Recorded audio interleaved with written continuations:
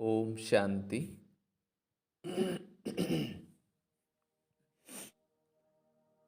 आज 10 तारीख के बाबा के महावाक्य हैं।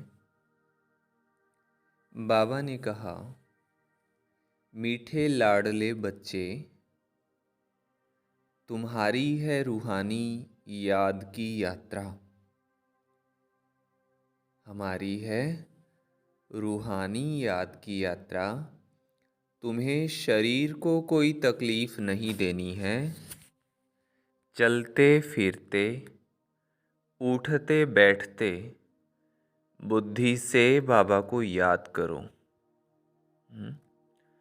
कोई जिस्मानी सिस्टम से नहीं बैठना है कि एकदम बाबा कई बार कहते हैं टांग पर टांग चढ़ाकर बैठते हैं और इतना हठ योग करते हैं, परंतु बुद्धि से बाबा को याद करना है और चलते फिरते उठते बैठते सब कर्म करते हुए बाबा की याद रहे। आज की मुरली से प्रश्न है, सदा खुशी किन बच्चों को रहती है? स्थायी खुशी ना रहने का कारण क्या है? कौन से बच्चों को सदा खुशी रहती और खुशी सदा ना रहती, इसका कारण क्या है?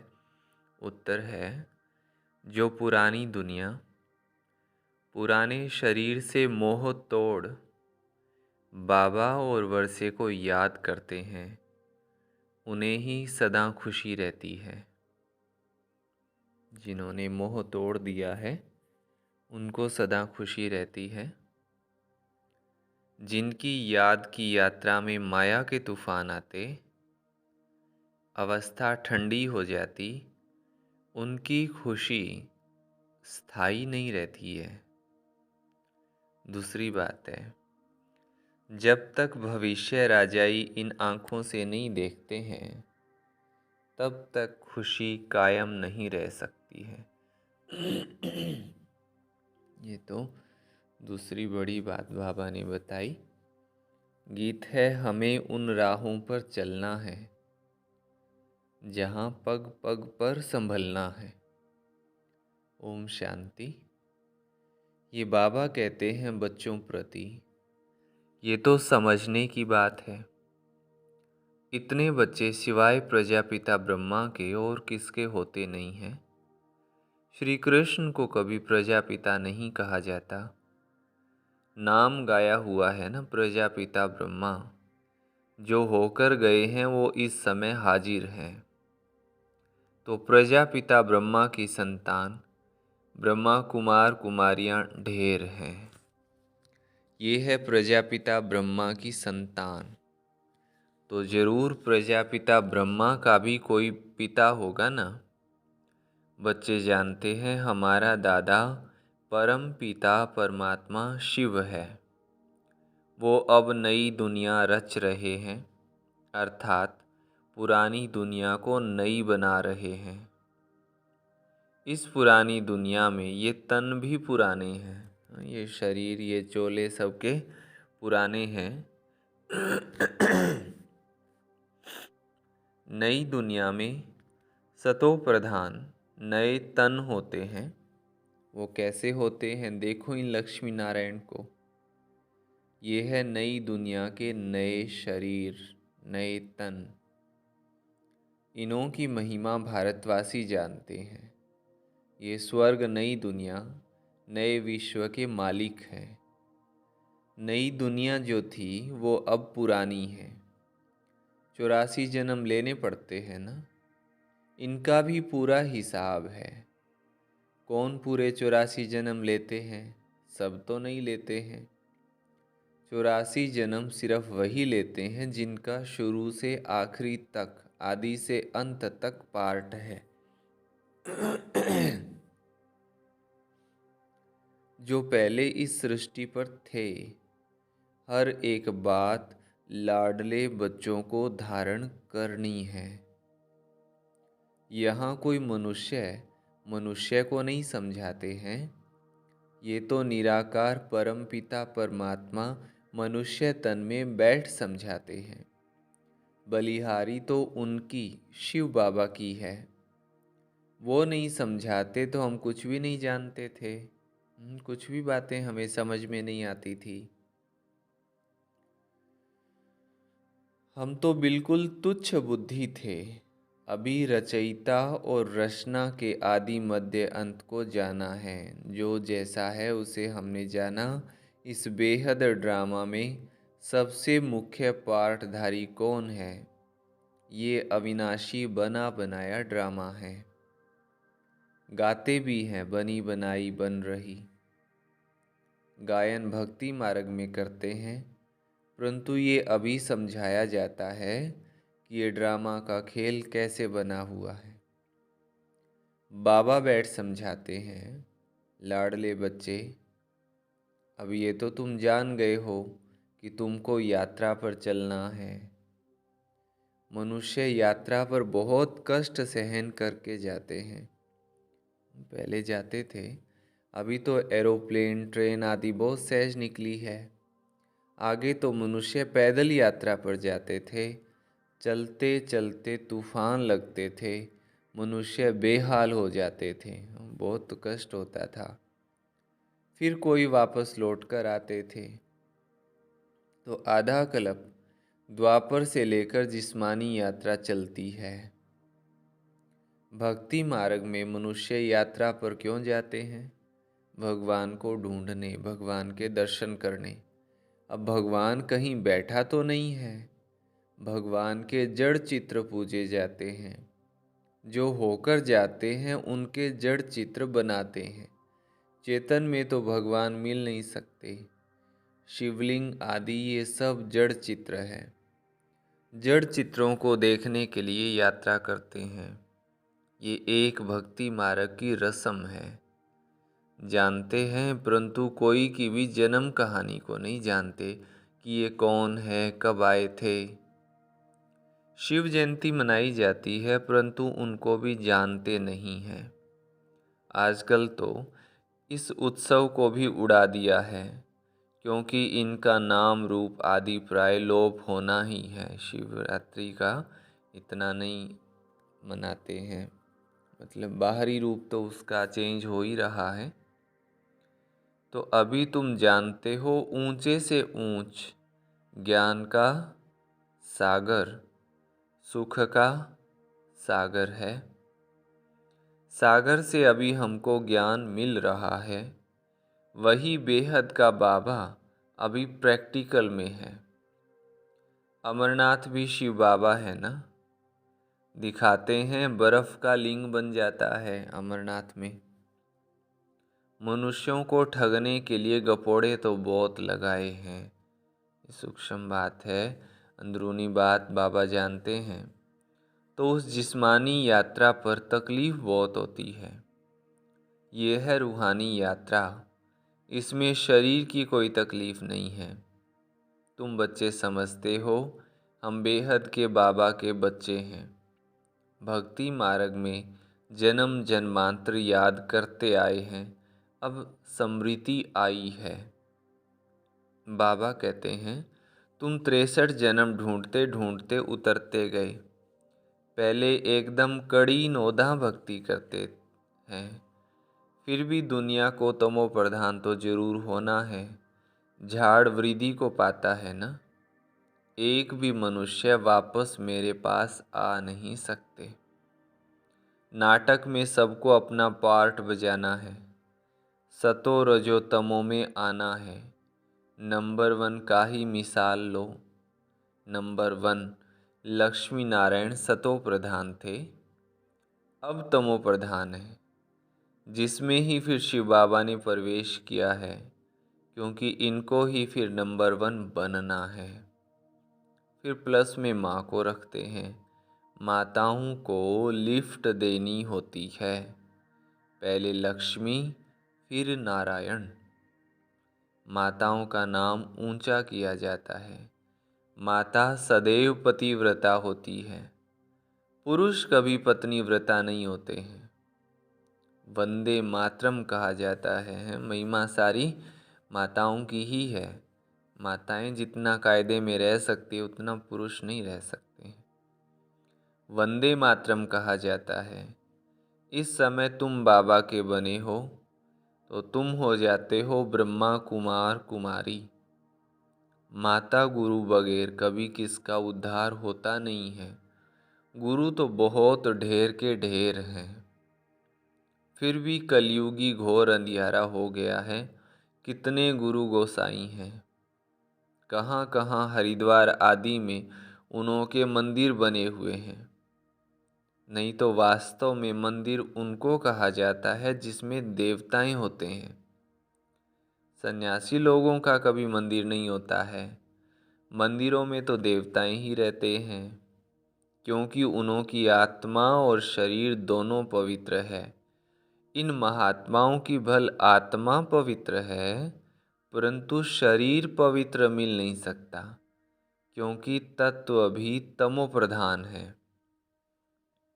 अभी तुम देवता बन रहे हो तो बाबा कहते शरीर भी पवित्र, आत्मा भी पवित्र देवताओं की है तो उनको मंदिर में रखते हैं। तो सन्यासियों का मंदिर नहीं हो सकता है। तो बाबा कहते अभी तुम देवता बन रहे हो, बनाने वाला है परम पिता परमात्मा। ये है सतो प्रधान संन्यास, वो है रजो प्रधान संन्यास। ये बाबा के सिवाय कोई सिखला नहीं सकता। तो बाबा ने समझाया है कि वो है जिस्मानी यात्रा और ये है रूहानी यात्रा। इसमें कर्मेंद्रियों का कोई काम नहीं है, कुछ भी तकलीफ की बात नहीं है, बहुत सहज है।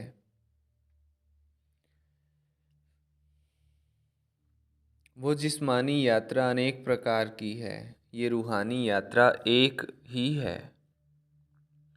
ये है राजाई के लिए यात्रा। ये लक्ष्मी नारायण का चित्र सामने खड़ा है। दुनिया थोड़ी जानती है कि इन्होंने ये राजयोग की यात्रा कर ये पद पाया है। तुम बच्चे जानते हो इन्होंने ये प्रारब्ध कैसे पाई है। कोई ऊपर से नई आत्मा तो नहीं आई जिनको भगवान ने राजाई दे दी। नहीं, इन्हों को पुराने से नया बनाया हुआ है, जिसको रिजुनेट व कायाकल्प कहा जाता है। तो बाबा बैठ समझाते हैं इन्होंने रूहानी यात्रा की थी, राजयोग बल की यात्रा से ये बने हैं। बाबा राजयोग और ज्ञान सिखाने आते हैं। तो अब तुम्हारी यात्रा चल रही है। तुम बैठे हुए अथवा चलते फिरते, उठते बैठते यात्रा पर हो। तुम सिर्फ बुद्धि से बाबा को याद करते हो, याद से ही दौड़ी पहनते हो और तुम्हारे विकर्म विनाश होते हैं। जितना जल्दी विकर्म विनाश होंगे उतना जल्दी बाबा के गले का हार बनेंगे। तुम अब वो चार धाम आदि नहीं करते हो, वो सब भक्ति मार्ग के जिस्मानी तीर्थों पर जा कर के वहाँ से फिर लौटकर आ कर के घर में विकर्मी बनते हैं। जितना समय यात्रा पर रहते हैं उतना समय निर्विकारी रहते हैं। आजकल तो हरिद्वार में जाकर देखो, पंडे लोग बड़े गंदे रहते हैं। लोग यात्रा पर जाते हैं तो पवित्र रहते हैं और वहाँ रहने वाले रहवासी पंडे लोग अपवित्र रहते हैं। तुम्हारी यात्रा कितनी स्वच्छ है, कुछ भी धक्का आदि नहीं खाना है। यात्रा पर जाना धक्का खाना बाबा क्यों कहते हैं? क्योंकि यात्रा पर तो जाते ही हैं, लेकिन बुद्धि दृष्टि वृत्ति ये सब तो खराब ही रहता है ना। उतना पहले जितना बाबा ने ऊपर बताया ना, सतो प्रधान भक्ति नहीं है, हाँ? तो तमो प्रधान बुद्धि है। तमो प्रधान बुद्धि से जा रहे हैं तो इधर उधर दृष्टि वृत्ति खराब रहती है। भगवान का सिमरन थोड़े ही करते हैं। बस आजकल तो फैशन हो गया है यात्रा पर जाना भी, है ना। तो कोई कानून की बात नहीं रही है। तुम्हारी यात्रा कितनी स्वच्छ है, कुछ भी धक्का आदि नहीं खाना। बाबा कहते हैं लाडले बच्चे, उठते बैठते चलते फिरते सिर्फ मुझे याद करो। ये आत्माओं से बात कर रहे हैं। आत्मा इन कर्मेंद्रियों द्वारा सुनती है। आत्मा मुख से बोलती है और आँखों से सुनती है ना। पूरा ध्यान मुरली पर हो। आँखों से सुनती नहीं है आत्मा, आँखों से देखती है। आत्माएं इन आँखों से दिखाई नहीं पड़ती, ना परमात्मा दिखाई पड़ता है। दोनों को दिव्य दृष्टि बगैर देखा नहीं जा सकता। समझा जाता है तब कहते हैं हमारे में आत्मा है, हमारी आत्मा दुखी है, हमारी आत्मा एक शरीर छोड़ दूसरा जा कर लेती है। आत्मा बोलती है ना। परमात्मा भी आत्मा से बात करते हैं। हे लाडले बच्चे, आत्माएं अब तुमको मेरे पास आना है। अब हमें वापस अपने घर, अपने बाबा के पास जाना है। मैं तुमको यात्रा सिखलाता हूँ। तुम पवित्र बनने सिवाय मेरे पास आ नहीं सकते हो। आत्मा पवित्र है। पहले पहले आत्मा सतो प्रधान है, फिर सतो रजो तमो गुणी होती है। शरीर भी सतो रजो तमो होता है। सतो प्रधान को गोरा, तमो प्रधान को सांवरा कहा जाता है। कितनी समझ की बात है। तुम जानते हो आत्मा और परमात्मा अलग रहे बहुकाल, अब आकर के फिर मिले हैं। मनुष्य मनुष्य के साथ मिलेंगे, आत्मा आत्माओं के साथ मिलेगी। वहाँ घर में जा कर के मिलेंगे। परमात्मा भी वहाँ मिलेंगे। आत्मा और परमात्मा दोनों का साक्षात्कार दिव्य दृष्टि से होता है, क्योंकि वो अति सूक्ष्म है, सितारा है। ये कोई भी साइंस घमंडी नहीं जो कह सके, अब कोई भी साइंस घमंडी नहीं जो कह सके आत्मा की प्रवेशता कैसे होती है। इन बातों का उनको बिल्कुल पता ही नहीं है। परम प्रिय सबसे प्यारा बाबा है। भक्ति मार्ग में आधा कल्प भगत भगवान को याद करते हैं। ऐसे नहीं कि सब भगवान है। सब भगवान हो तो भगत आराधना वंदना साधना क्यों करते, किस लिए करते। सभी मुक्ति जीवन मुक्ति चाहते हैं, क्योंकि यहाँ दुखी हैं। चाहते हैं शांति हो, परंतु विचारों को ये पता ही नहीं है कि शांति धाम किसको कहा जाता है, मुक्ति कहाँ होती है, ये भी नहीं जानते हैं। कहने मात्र सिर्फ कह देते हैं कि पार निर्वाण गया, जानते कोई भी नहीं है। अब तुम बच्चे यात्रा पर हो। बाबा कहते हैं बच्चे संभल संभल कर चलना है। तूफान तो बहुत आएंगे, तुम याद करने की कोशिश करेंगे, माया बुद्धि योग तोड़ देगी। फिर वो अवस्था ठंडी हो जाती है, खुशी का पारा हट जाता है। नहीं तो खुशी का पारा सदा रहना चाहिए। इन आँखों से वो राजाई देखते हैं तो खुशी कायम रहती है। यहाँ तुम बुद्धि योग से जानते हो कि राजाई मिलती है, राजाई के लिए हम पढ़ रहे हैं। इन आँखों से नहीं देखते हो, इसलिए माया घड़ी घड़ी भुला देती है। बाबा कहते हैं गृहस्थ व्यवहार में रहते हुए कमल फूल समान बनो रहो। पुरानी दुनिया पुराने शरीर सबसे ममत्व तोड़ते जाओ। एक बाबा को याद करो। पहले तुमको बाबा के पास जाना है, फिर नई दुनिया में आना है। बाबा और वर्षे को याद करो। फिर जब हम यहाँ आएंगे तो वो होगी प्रारब्ध, उसको याद नहीं करेंगे। अभी हम पुरुषार्थ करते हैं भविष्य प्रारब्ध पाने के लिए।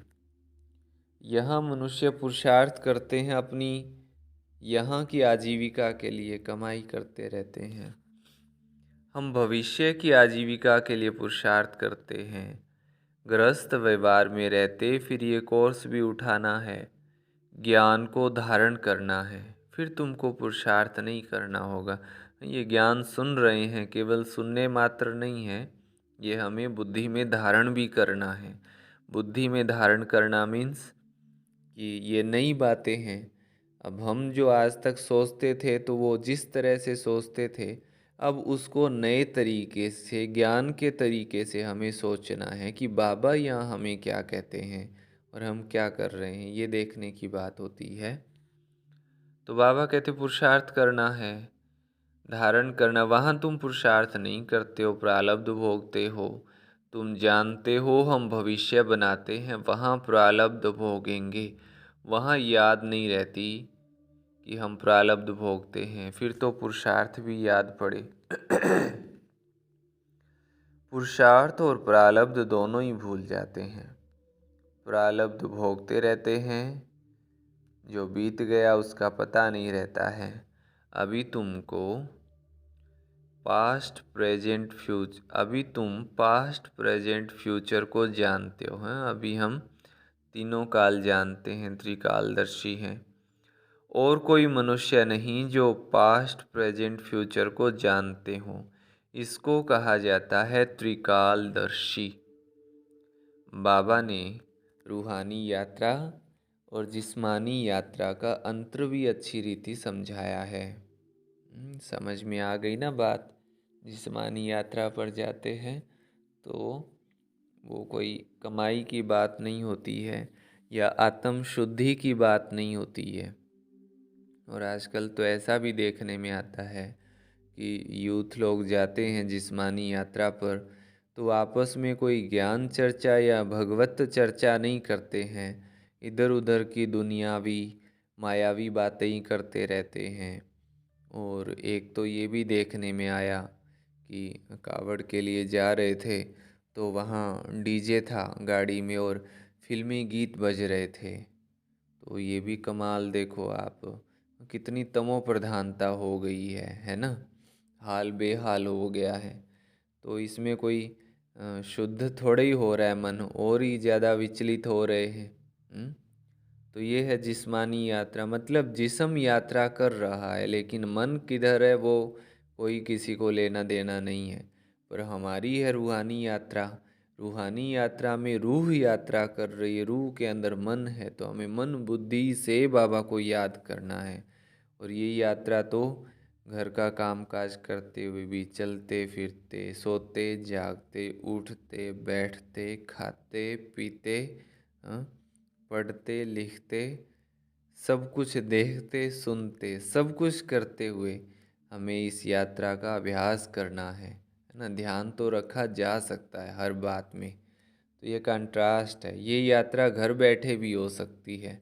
उस यात्रा में तो खर्चा करके जाना पड़ता है और ही मन भारी होता जाता है ना।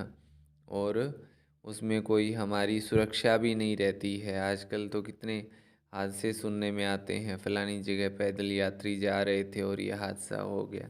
रूहानी यात्रा में कोई हादसा नहीं है। अब अंतर समझेंगे।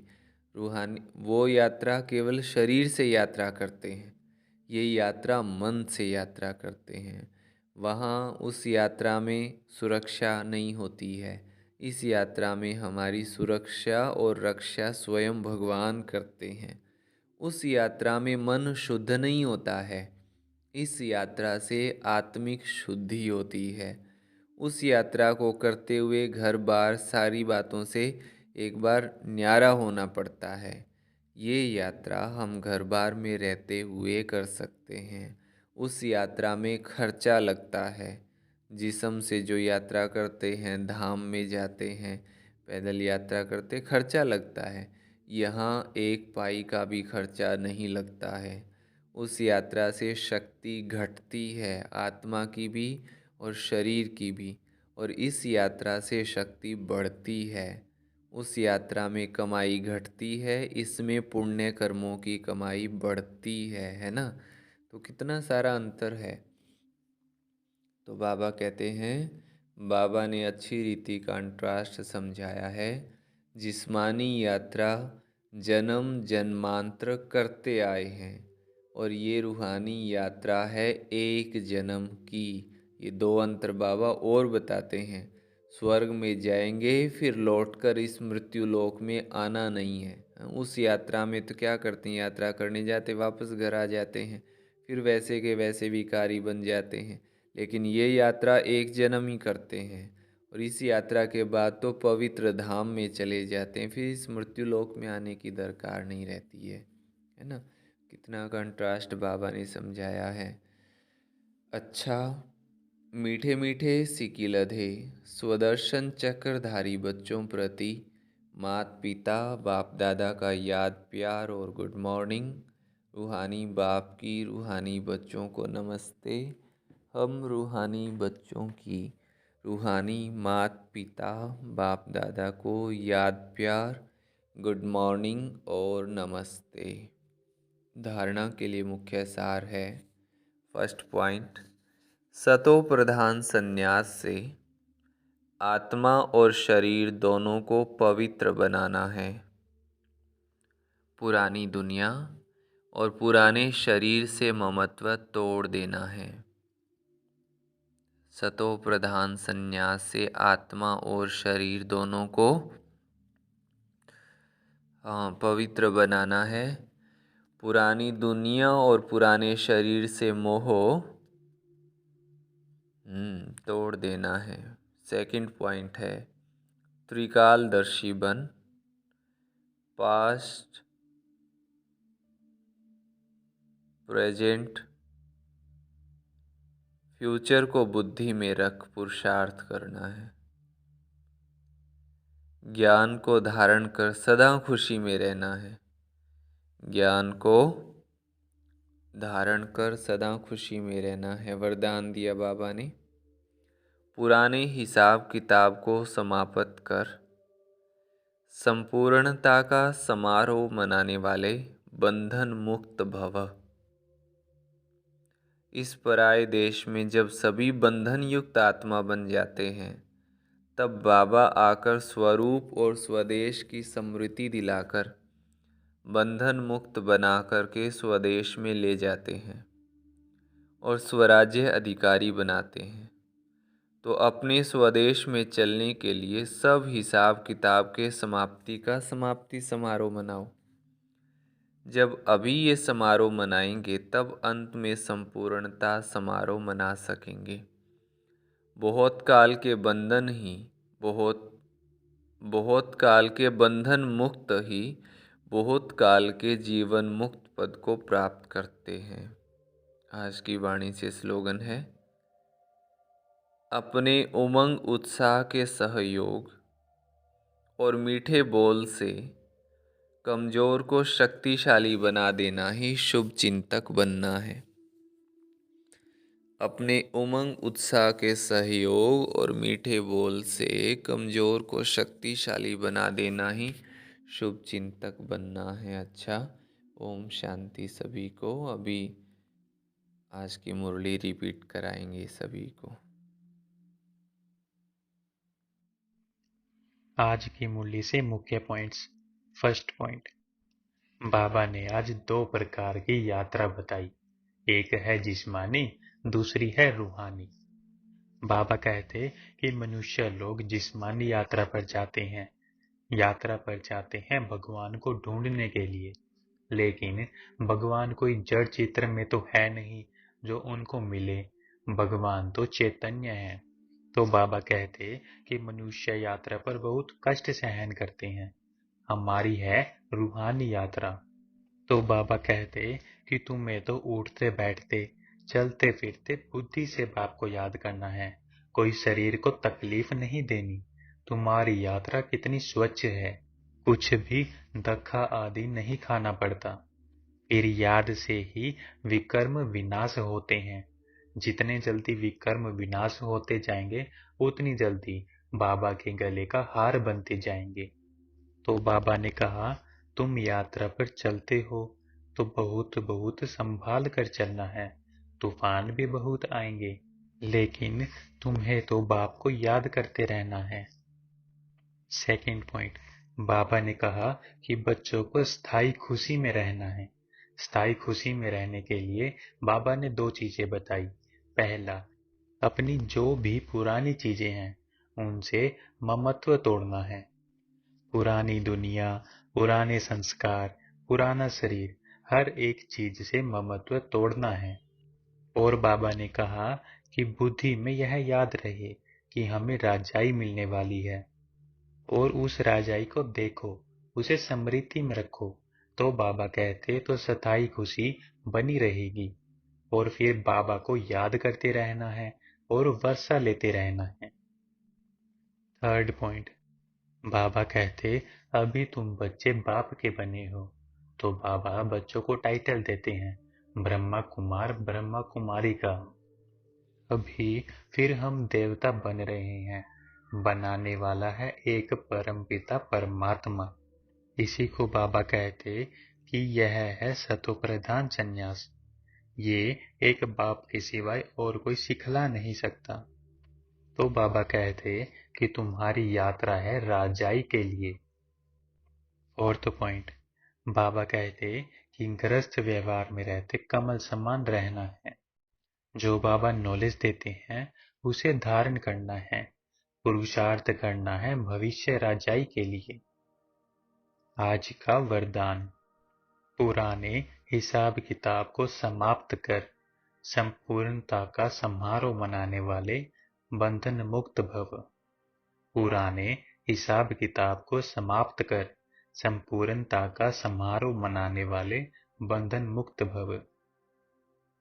आज का स्लोगन, अपने उमंग उत्साह के सहयोग और मीठे बोल से कमजोर को शक्तिशाली बनाना ही शुभ चिंतक बनना है। अपने उमंग उत्साह के सहयोग और मीठे बोल से कमजोर को शक्तिशाली बना देना ही शुभ चिंतक बनना है। अच्छा, ओम शांति।